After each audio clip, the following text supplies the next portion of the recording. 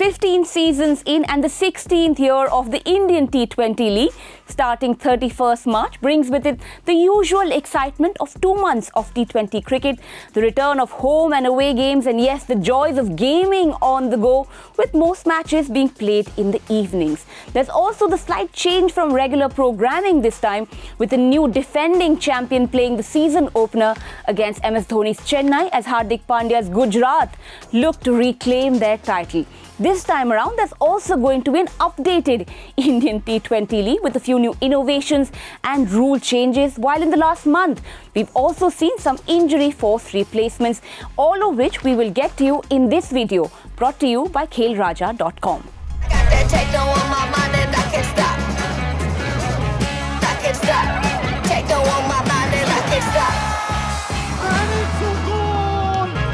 The game never stops at Khelraja. Let's start with the new rules that have been introduced this season, and the two big ones are the impact player and squad selection after the toss. The impact player rule means each team is allowed to bring in one replacement player, a bowler or batter, in the lineup at any point during the game. So you basically will see 12 players play for each team during a game, but not more than 11 will play at the same time. And once this impact player is in, he will complete the game, and the player he replaces does not get to re-enter the field of play. So for this, the skipper needs to name his 11 at the toss and also submit a list of 5 players from which he can name his impact player during the match. Also, interestingly, only an Indian can come in as an impact player unless the team's starting lineup doesn't already have the stipulated 4 overseas players, because then, of course, a foreign player can come in too. How does this change the dynamics of the game? Delhi's coach Ricky Ponting was quite straight in his assessment of what the rule does for player selection. It almost negates the role of all-rounders. You don't need them, as you either name a batting or bowling heavy team and then take one player in and another one out, unless they're absolute world-class and are getting picked primarily as a batsman or bowler and not as a bits and pieces player. Then I don't see many teams this year use that guy that might bat at 7 and maybe bowl an over or 2, as you don't need those guys anymore now. Interesting, isn't it? But making the tournament even more interesting this time is the new rule of announcing the team lineups after the toss.